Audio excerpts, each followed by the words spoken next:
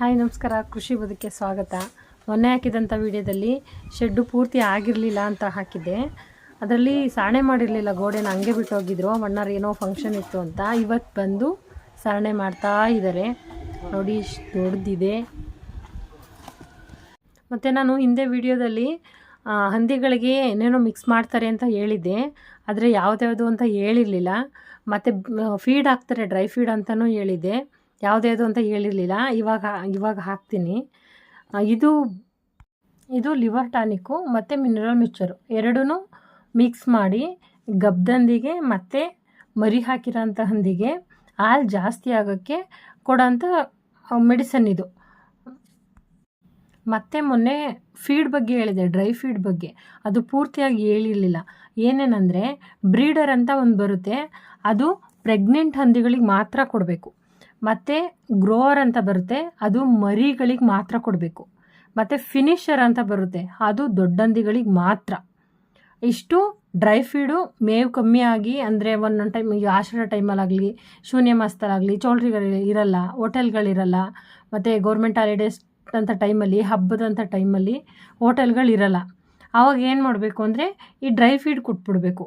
Dry feed ಒಂದು ಮರಿಗೆ ಇಷ್ಟು ಅನ್ನೋ ಥರ ಒಂದು ಮೆಜರ್ಮೆಂಟ್ ಜಗ್ ಇಟ್ಕೊಂಡು ಇಷ್ಟಕ್ಕೆ, ಅಂದರೆ 1 ಟೈಮ್ 2 ಟೈಮ್ ಕೊಡೋ ಜಾಗಕ್ಕೆ 1 ಟೈಮ್ ಕೊಟ್ಟರು ನಡೆಯುತ್ತೆ. ಒಂದೊಂದು ಟೈಮು, ಅಂದರೆ ಈ ಥರ ಫುಲ್ ಕಮ್ಮಿ ಇರೋಂಥ ಟೈಮಲ್ಲಿ ಈ ಥರ ಕೊಟ್ಟರೆ ನಡೆಯುತ್ತೆ, ಪರವಾಗಿಲ್ಲ. ಮತ್ತು ಇನ್ನು ವ್ಯಾಕ್ಸಿನ್ ವಿಚಾರಕ್ಕೆ ಬಂದರೆ, ಹಂದಿಗಳಿಗೆ ಏನು ತೊಂದರೆ ಇಲ್ದಿರ ಶೆಡ್ಡಲ್ಲಿ ನೀರು ನಿಲ್ದೇ ಇರೋ ಥರ ನೋಡ್ಕೋಬೇಕು. ಶೆಡ್ಡಲ್ಲಿ ನೀರು ನಿಂತರೆ ಹಂದಿಗಳಿಗೆ ಶೀತ ಮತ್ತು ಕಾಲು ನೋವು, ಗಂಟ್ಲು ನೋವು, ನೆಗಡಿ ಎಲ್ಲ ಆಗುತ್ತೆ. ಅದಾದರೆ ಜ್ವರ ಬಂದರೆ ಮತ್ತೆ ಸುಮ್ಮನೆ ಮೆಡಿಸನ್ನು, ಗ್ಲೂಕೋಸು ಅದು ಇದು ಎಲ್ಲ ಹಾಕಬೇಕಾಗುತ್ತೆ. ಹಂಗಾಗಿ ಇವಾಗ ಶೆಡ್ಡಲ್ಲಿ ನೀರು ನಿಲ್ದೇ ಇರೋ ಥರ ನೋಡ್ಕೋಬೇಕು.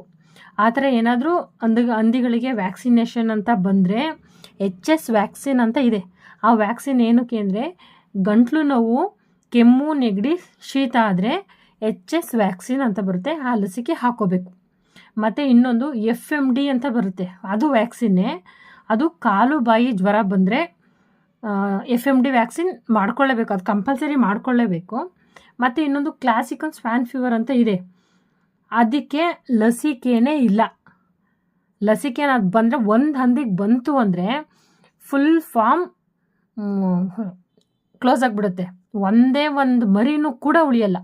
ಇಲ್ಲ ಹಂದಿಗಳು ಇತ್ತ ಅನ್ನೋದೊಂದು ಸುಳಿವು ಇಲ್ದಿರೋ ಥರ ಸತ್ತೋಗ್ಬಿಡುತ್ತೆ ಹಂದಿಗಳು. ಆಫ್ರಿಕನ್ ಸ್ವ್ಯಾನ್ ಫೀವರ್ಗೆ ಲಸಿಕೆ ಇಲ್ಲದೇ ಇರೋ ಕಾರಣ, ಅಲ್ಲಿ ಎಲ್ಲಾದರೂ ಆ ಥರ ಪ್ರಾಬ್ಲಮ್ ಇದ್ದಂಥ ಫಾರ್ಮ್ಗೆ ವಿಸಿಟ್ ಮಾಡಿ, ಮತ್ತು ಅವರು ಮತ್ತೆ ಏನು ಚೆನ್ನಾಗಿದ್ದಂಥ ಫಾರ್ಮಿಗೆ ಬಂದರೆ, ಇಲ್ಲ ಅಲ್ಲಿಂದ ಏನೋ ಒಂದು ಥಿಂಗ್ಸ್ ತಂದ್ರೂ ಕೂಡ ಅದರಲ್ಲೂ ಬರೋಂಥ ಚಾನ್ಸಸ್ ತುಂಬ ಇರುತ್ತೆ. ಹಂಗಾಗಿ ಆಫ್ರಿಕನ್ ಸ್ವ್ಯಾನ್ ಫೀವರಿಂದ ತುಂಬ ಹುಷಾರಾಗಿರಬೇಕು. ಅದು ಒಂದು ಸಲ ಬಂತು ಅಂದರೆ ಮತ್ತೆ ಎತ್ತರಿಸ್ಕೊಳ್ಳೋಕ್ಕಂತೂ ಆಗೋದೇ ಇಲ್ಲ. ಆ ಥರ ಎಲ್ಲ ವಾಶ್ ಔಟ್ ಆಗಿಬಿಡುತ್ತೆ ಫಾರ್ಮು. ನೋಡ್ಕೊಂಡು ಅದಿರೋ ಜಾಗಕ್ಕೆ ಹೋಗ್ಲೂಬಾರ್ದು, ಅಲ್ಲಿಂದ ಏನು ತರಲೂಬಾರ್ದು, ಯಾರಲ್ಲೂ ಬರಲೂಬಾರ್ದು, ಆ ಥರ ನೋಡ್ಕೋಬೇಕು. ಮತ್ತು ಇನ್ನೊಂದು ಡಿವರ್ಮಿಂಗ್ ಅಂತ ಬರುತ್ತೆ, ಅದು ಜಂತುಳುಕ್ಕೆ ಸಣ್ಣ ಮರಿಗೆ ಹಾಕಬೇಕು ಅಂತ ಏನಿಲ್ಲ. ದೊಡ್ಡ ಹಂದಿಗಳಿಗೂ 6 ತಿಂಗಳಿಗೂ ಒಂದೊಂದ್ಸಲ ಜಂತುಳದ ಔಷಧಿ ಹಾಕ್ಬೋದು. ಆ ಔಷಧಿ ಬರುತ್ತೆ, ಮಾತ್ರೆ ಬರುತ್ತೆ, ಎಲ್ಲ ಬರುತ್ತೆ, ಹಾಕಬೇಕು. ಮತ್ತು ಇದು ಬಂದು ನಮ್ಮ ಜೋಳದಲ್ಲ, ಮಳೆ ಇಲ್ಲ, ಎಲ್ಲ ಒಣಗ್ತಾ ಇದೆ, ನೀರು ಹಾಯಿಸ್ಬೇಕು, ಕರೆಂಟ್ ಇಲ್ಲ. ಇದು ಬಂದು ನಮ್ಮ ಆಪಲ್ ಗಿಡ, ಇದು ನಮ್ಮದೇ ಆಪಲ್.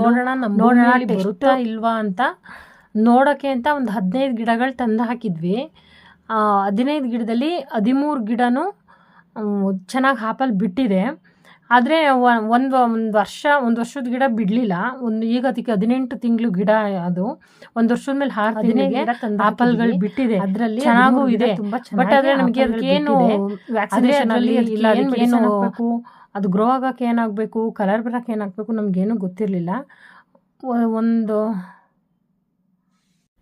ಆಪಲ್ ಬೆಳೆದಿರೋಂಥ ಅವ್ರ ಹತ್ರ ಕಾಂಟ್ಯಾಕ್ಟ್ ಮಾಡಿ, ಅವ್ರ ಹತ್ರ ಏನು ವ್ಯಾಕ್ಸಿನ್ ಹಾಕ್ಬೇಕು, ಅದಕ್ಕೆ ಏನು ಔಷಧಿ ಕೊಡಬೇಕು ಅಂತ ಎಲ್ಲ ಕೇಳಿಕೊಂಡು, ಅವ್ರು ಏನು ಹೇಳಿದಾರೋ ಅದು ಕೊಟ್ಟ ಮೇಲೆ ನೀಟಾಗಿ ಆಪಲ್ಗಳು ಬಿಟ್ಟಿದೆ. ಹಿಂಗೆ ವೀಡಿಯೋಸ್ಗಳು ಬರ್ತಾ ಇರುತ್ತೆ, ಹಿಂಗೆ ಇನ್ಫಾರ್ಮೇಟಿವ್ ವೀಡಿಯೋಸ್ಗಳು ಬರ್ತಾ ಇರುತ್ತೆ. ಇಷ್ಟ ಆದರೆ ನಮ್ಮ ಪೇಜನ್ನು ಲೈಕ್ ಮಾಡಿ, ಶೇರ್ ಮಾಡಿ, ಸಬ್ಸ್ಕ್ರೈಬ್ ಮಾಡಿ. Thank you so much. ಇದೇ ಥರ ವೀಡಿಯೋಸ್ಗಳು ಡೈಲಿ ಒಂದೊಂದು ಅಪ್ಲೋಡ್ ಮಾಡ್ತಾ ಇರ್ತೀನಿ. Thank you.